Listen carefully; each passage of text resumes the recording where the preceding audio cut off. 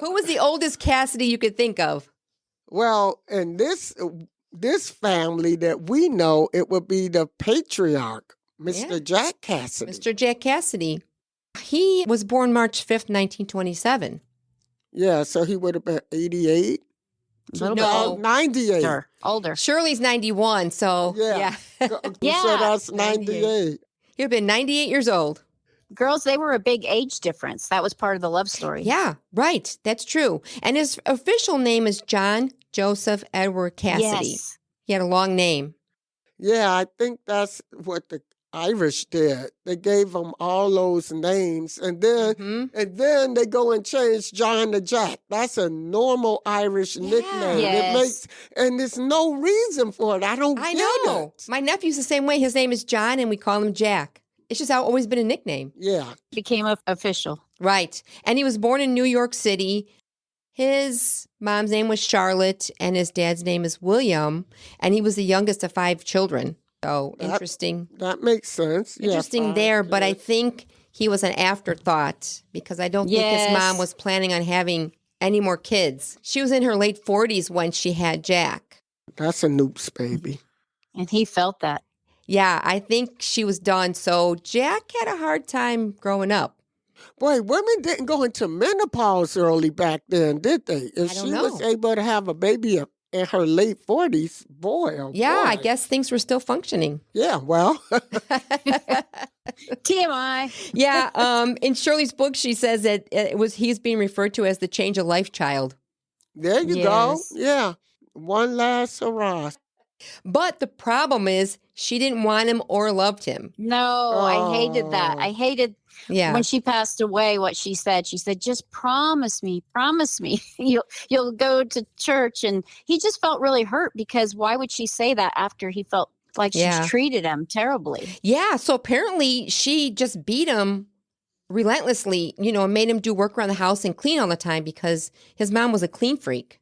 So that's why he was a clean boy, freak, was too. she a mommy dearest. Yeah, she just right? beat him and made him clean up. Yes. That's a mommy dearest if you ever heard of one. Right. So she wasn't really nice to him at all. No. It's just sad. Apparently his dad was an alcoholic and a womanizer. And his mom was just real negative and mean. So I don't think he really had a good childhood. I don't think so. And back then, you just stayed with the husband. It was 100 years ago almost. He was the breadwinner, and you stuck it out. People who came from other countries, immigrants into the United States, they had the harder jobs, and they just drank a lot. I don't know if it was to relieve the pressures or whatever. Yeah, I'm not sure. But his dad was a railroad engineer. Oh, he was? Yeah. Yes, he was. He didn't was. work in coal mines or anything. Not that I know of, but on the railroad, he did. Girls, if the mother was that cold, can you just imagine Jack being with Shirley? What a difference that was for him to find such a warm-hearted woman. Yeah, so, he started off pretty rough. And, he didn't even go to his mom's funeral. He did it? No, and he felt bad about it. Oh, I don't know, regretted it, but it stuck at him for the rest of his life. It really hurt that he didn't do it, and yet he couldn't do it. And then afterwards he felt guilty. Yeah, it was a hard time for him. And, when he was going to school too, he wasn't like an athlete. He was a smaller. No, he was short too. Yeah, he was on the smaller side. So he wasn't athletic. So people at school would pick on him. So the only outlet he had was to go to movies. So he was intrigued with the arts, the theatrical arts. That was his ambition. That's what he saw. He saw the beautiful art of being an actor and being on stage. And that became his future because it was an escape. Right. Yeah. So life was tough for him. So like many kids, they wanted to have an outlet. They didn't have video games back then. So, of course, all you had were movies. So he would go to the movie. And one day he went and saw John Barrymore in a film. I don't know what film it was, but who was related to Drew? Yes, he's related to Drew. But when he saw this character up on the screen, that's when it clicked for him. And he wanted to be in show business and do movies and things like that. So that was the beginning of him thinking of a career. A career in the arts. Right. Theater. And that's where he became the magnetic actor. So that's his first thought about doing it. So his first debut was when he was 16 years old in the chorus of Cole Porter's called Something for the Boys. Baby Steps. He got in there. Yeah, he got in there. Yeah. So anyway he could, he tried to get his start, and he was doing this chorus. Got his foot in the door. And that began his theatrical career. And Cole Porter was a really big stage producer back then, and to get on one of his productions. For musicals, For musicals. So he was in the chorus. He was just a chorus dancer. He wasn't, I'm asking. Oh, I don't know. It says he was in the chorus, right? Oh, yeah, Jack was in the chorus. Yes. Right. Yeah, that's how he even met his first wife, was appearing on a Broadway musical. That's how he met her. So these individuals are all connected. Right. His first wife was also an actress, and that's how they met. 1948, Evelyn Ward. Evelyn Ward. A Broadway musical, I guess, is where they met. Yeah, we just don't know the name of it. Yeah. But that's where they met. Well, that goes par for the course. Right. And I had read that they had been separated twice before Shirley was in the picture. Yes. I think what I read before, they had a marriage trouble from the beginning. Yeah, they had already gone through 2 separations when Jack pursued. Yeah. After the divorce with Jack and Evelyn, I guess David lived with her parents in West Orange until 1961. And then she ended up marrying a film director. So it's all connected. Yes. I think for like a decade they were married. All right. So that was his first wife, but that ended in divorce in 1956. Yes, it did. And she, of course, was very bitter, Evelyn. She thought that Shirley was the other woman who just went in there and seduced her husband away. Yes. Of course, they had been separated twice, and Jack was already pretty much over Evelyn by the time he, Yeah, they weren't together, I don't think, at that time.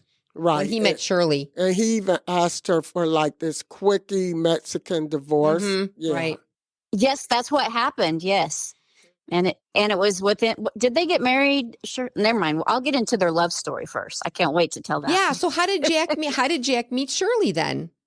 Well, she was only 20 years old. And first they met in Manhattan. And that was like a pre-practice before the romantic story in Europe. She was warned that Jack was very handsome. He was very talented.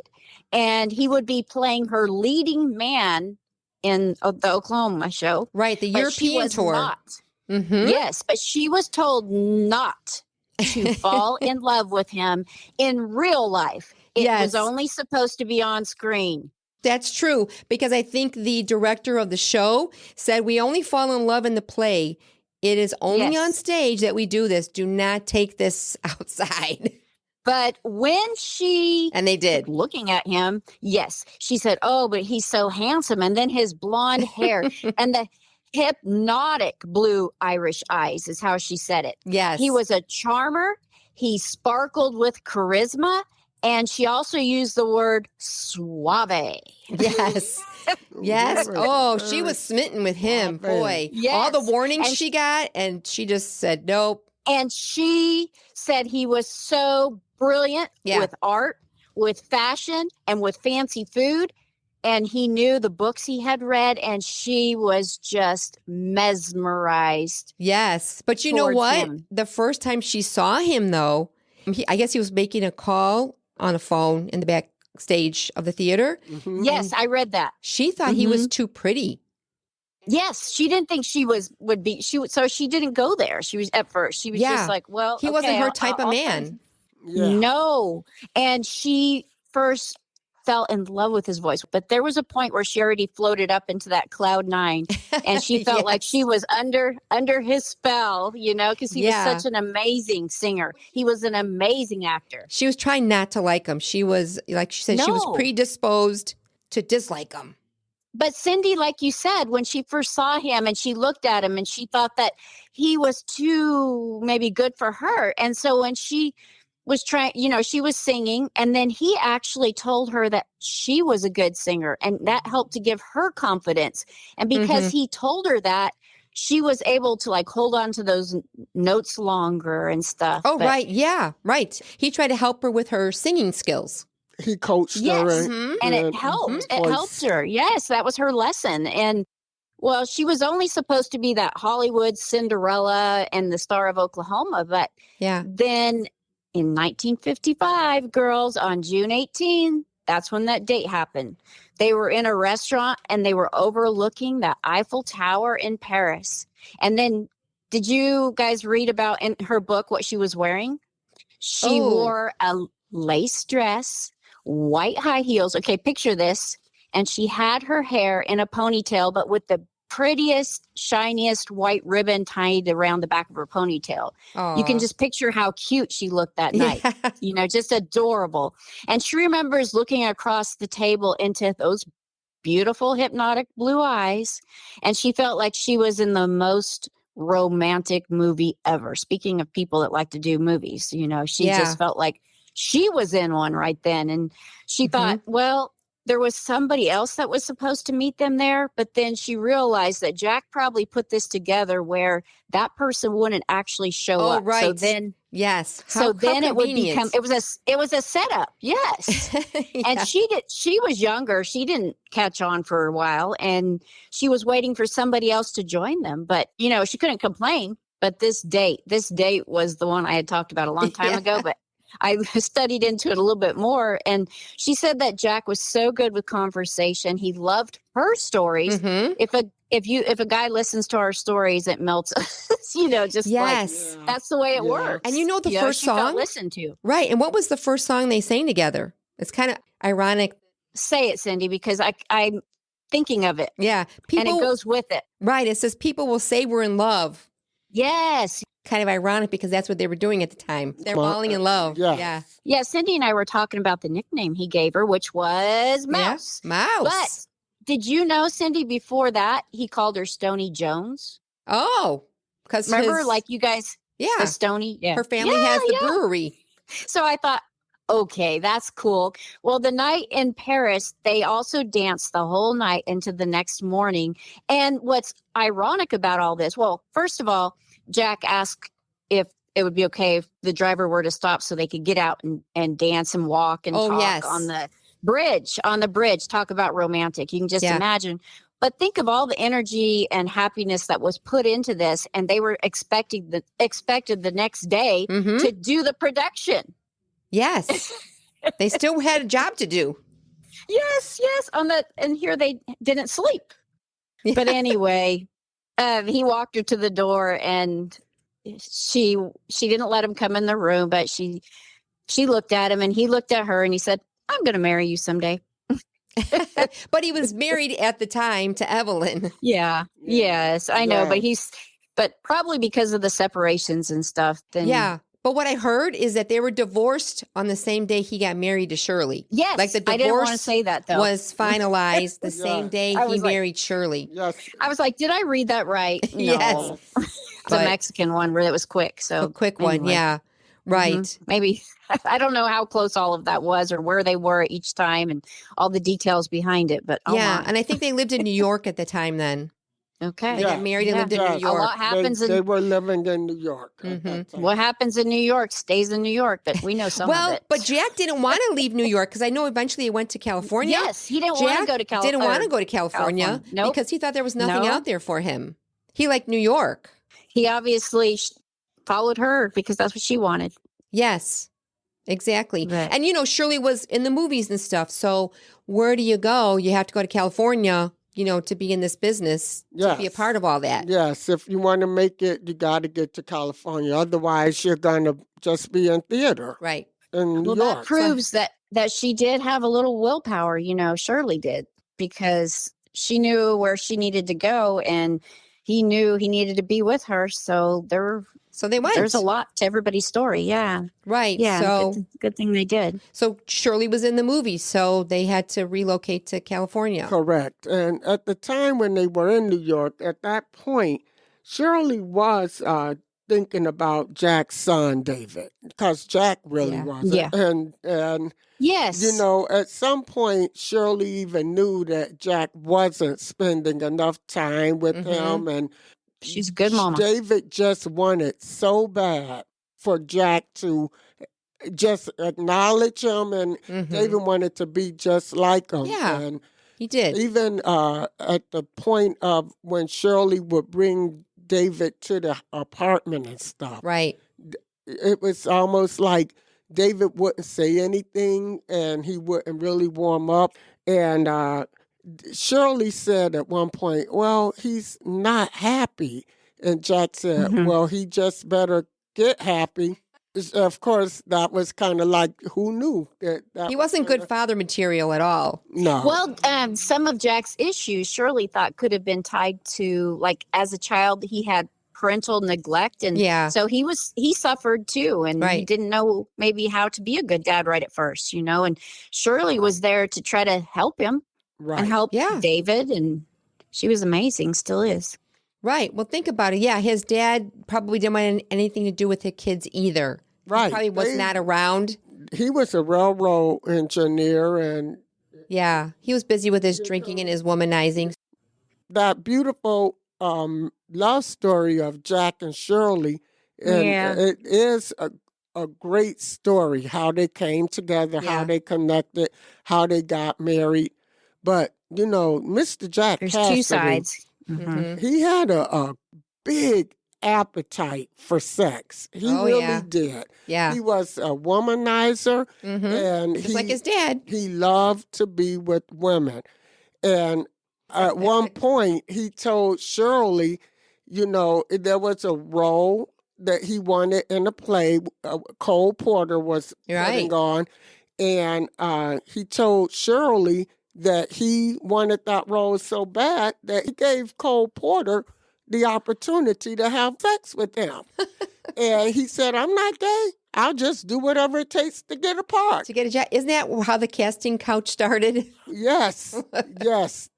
You had to do favors to get in a movie or a... There was no Me Too movement. Right. Because it all started and people kind of did it. They did that to get into whatever role they could get in. Right. And Jack, you know, God bless him. Shirley said in her book, you know, you picture Mrs.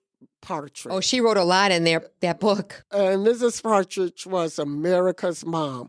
But Jack Cassidy would pick her up from the set, drive her home during lunch. They have sex in the station wagon in the garage adjacent to their house. She'd get back dressed, go back on, and there she is. I know. Isn't that playing funny? with Chris and Tracy. Back to the Partridge Family, all wholesome. All wholesome. Yes. He had this whole thing with girls. She had a crazy life with him. But he showed her a lot. He taught her a lot. He showed her a lot. He did. Yeah. And he opened her up to be more aware. He was in tune. The man was in tune with his sexual being and his awareness, and he gave Shirley that comfort. Right. The one thing Shirley wasn't real comfortable with, she did it once, but she wasn't going to do it again ever, were menage a trois or menage a quads. I think she was doing that to make her husband happy, but she did not prefer that. She didn't prefer it, but she was deeply in love with Jack Cassidy. She said it. And even his infidelity, he had so many infidelities. He told her, Shirley, look, when I go on the road, I'm going to be with women and I'm going to do things. And it doesn't mean I don't love you. And Shirley, I believe, brainwashed herself to believe that that was just how Jack was and she's going to be okay. Yeah. And Jack would go on the road and he would have these affairs, even with men. And would come home to Shirley, and there it would be. She would just make herself believe it was okay. Right.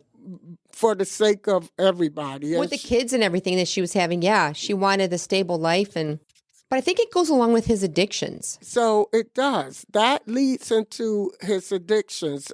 There is such a thing as a sex addiction. Yeah. And back in the 70s, you know, everybody was doing it with everybody. Right. So there wasn't this awareness. It was like That was a thing. David said he came from the social sexual revolution. Yes. Yeah. And it was the thing to do, and Jack jumped right on board. Yeah, he wanted in on that for sure. He did. And his whole addiction, though, he didn't realize was this sex addict thing he had was part of it. I don't think back then they understood all that yet. No. I don't think so. I don't think they did. At one How point, it connects. Yeah, they just didn't know. No. They had no idea how all of that connected. And I had a thought about at one point, he had David. David had his harem also. Oh, yeah. And Shirley even said it. He come over and got to the pool house and have his fun with the girls. And one day Jack told Shirley, all he cares about, girls, girls, girls. And Shirley said, well, he's your son, Jack. Yes. So it kind of carried on, didn't it? Yeah. But, Jack suffered from a lot of mental illness. Right. Just in the 70s, I don't think a lot of people were aware of mental illness that they are today. Yeah, it wasn't talked about much. No, and he had what they call manic depression, but I think now it's bipolar. Bipolar, yep. It's the same thing, different name. And his illness was just where he couldn't, he drank a lot. Yeah. And I think the alcohol didn't help the depression part. Because bipolar is you're up and you're down. Right. And the alcohol, many alcoholics believe alcohol is a stimulant, but it truly is a depressant. Yeah. But I think he was taking some pills too. And then he was taking pills. It kind of all goes together. Yeah. And drinking, the pills, the sex life, all that addiction type behavior. All of that behavior goes hand to hand. Right. And Jack just, like you said, it stemmed from a childhood and carried on into his adulthood. But today, in the 21st century, there's so much help and awareness. In fact, May is Mental Health Awareness Month. And here we are talking about it. Yes, exactly. But, in the 20th century and in the mid-20th century, there was no talk really. They would just put you in a hospital, and that would be that. And today, you can't do that. You can't even commit people. Right. It's illegal. And I think Shirley did put him in the hospital. And I think, according to her book, that's when she found out he already had bipolar that she didn't know. Right. She didn't know about it, but that's when they confirmed it with her, and they're like, yeah, he's bipolar. And people that are bipolar, sometimes they mask it. You don't see them on their downs or anything for a long time. But then she noticed some weird behavior. He would be watering the lawn naked. Yeah, one time he was naked in the corner and said he was Jesus. I am I'm Jesus Christ. Yeah. And she said, yeah, we got to get you help. So they did. But, I mean, he did his career. He had a lot of TV. Yes. TV he did. In spite of his illness, he did a lot of TV work and had a lot of guest starring roles. He even had a couple of TV series. They were short-lived, but he had them. But, the most popular one, I think, was Columbo. Well, he wasn't a star, Columbo. He was just a very frequent frequent guest. Yeah, he did that a lot. But he went on various different shows back then. Mary Tyler Moore. Circuit, Mary Tyler Moore, he did. He was supposed to get that role, too. As Ted Baxter. Ted Baxter, but he turned it down. But he did show up as his brother one episode. Yes. And can you see the similarity between Jack Cassidy and Ted? I thought the same thing, too. Yes. They had that same refined look about them. So for him to get that role as Ted Baxter's brother made good sense. Yeah. And the Mary Tyler Moore show. That was one of my favorite shows back then. Yeah, it was. It was a good show. So I'm pretty sure I remember him on there. You want to know a fun fact about him, though? Yes. Do you know he was the voice of Bob Cratchit in the television special Mr. Magoo's Christmas Carol? Yes. That's kind of interesting to know, though, because he was like a character voice. Yes. And I think one of the brothers, Sean or Patrick, and I think it was Patrick, who said that was his favorite character that his father played. It was very nice. Yeah. Hey, girls, I'm sorry. I was gone for the last part of the podcast, but I'm back now. Okay, yeah, we're just talking about his career. Yeah. Oh, okay. TV shows. Yeah. Well, speaking of, his wife said that it was really hard for him to see her success and that he was envious of it. So that was really hard on Jack. Yes. Jack Cassidy was successful. You know, he's a Tony Award winner. Yeah, he did for She Loves Me. Yes. And he had a really good career on Broadway. If you look on his IMDb, he has a lot of credits. Oh, yes, it goes on and on. Of screen credits. And I think before he passed away, he was starting a comeback. Yes, he was. As I keep mentioning, he got that part to be the ringmaster for Circus of the Stars. And that was one of the many things he was about to start doing, you know. Yes. To get his career back on track. From 1975 to 77, per se, you know, getting a lot of roles on these TV shows. Right. And some of them were really big shows at the time. We had Hawaii Five-O and McCloud. Columbo, of course, he did a lot. Yes, he loved Columbo. And Benny and Barney, Las Vegas Undercover. I never heard of that show. I didn't either. That was in 1977. And the last thing they have listed here is The Feather and Father Gang. Never heard of it. It was a short-lived show, but he was in season 1, episode 13. Nice. So he was coming back, and I just remember him on Match Game a lot. Well, yeah, remember when game shows he liked too. Hollywood Squares and Match Games, and celebrity would be on those shows. Yep. Jack Cassidy did a lot of He did. them. He loved Password. If you go back and watch it on YouTube, there's some funny episodes. Okay. He had humor too. He was pretty funny. Yeah, I watched him in some of the shows. That was cool. He had good comedic timing. He had very good comedic timing. But he gave her 3 beautiful sons, you know, and she said he still was the love of her life. And so I don't know. She felt bad that they never had a chance to reconcile, you know, and the 3 sons he gave her, they were her biggest accomplishment in her life. Yes. And the 3 great sons that are great men of character and accomplishment too. And so look what Jack could be proud of. He gave this world 3 of the most amazing, he gave 4 most amazing sons. Luckily, the boys, I don't believe, have any issues. They're all pretty successful in their own right. Yeah, and you know he made 8 albums? A lot of them were Shirley and Jack combo albums. Yes, they're beautiful. But that's definitely part of their love story is, you know, the music they put together. They did sound good together. Yes, they did. And it's ironic because he's the one that gave her the music lesson by telling her how beautiful her voice was. So you put those 2 together and you have perfection, really. Yeah, and he was there and he, you know, paid attention to her and helped her along, but he just wasn't the ideal husband.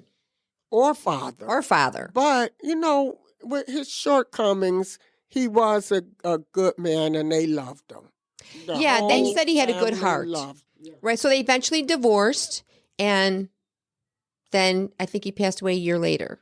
Yeah, he asked her for that separation. She never saw it coming. I would have thought she would have bolted, but Jack Cassidy wanted the separation. He said, "Come on, Mouse, let's just give it a try." But then he went back. Yes, and I think she was not going to remarry if Jack did not pass away in the fire. Yes, it did say that. She would not have remarried. She was not going to marry Marty if he would have still been alive. That says a lot. So he did die tragically in that house fire. However, Jack Cassidy was told that he would have a tragic house fire by a psychic. And people will always say to Jack, be careful with your cigarettes, be careful with this and that. And he had perfect aim with those ashes. He could flick them into a fireplace and not miss. He would show people that he had no problem.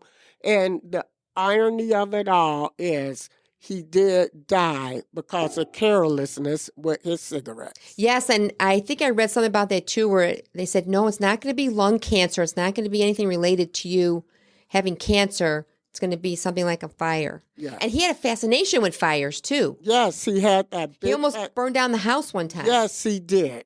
This is why you don't go to the psychic. Don't go, because then you're messing with the wrong stuff. Unfortunately, that was his ending. But somebody also, I think there was an interview I saw that he had a dramatic death as he had a dramatic life. Yes. That was the life of Jack Cassidy.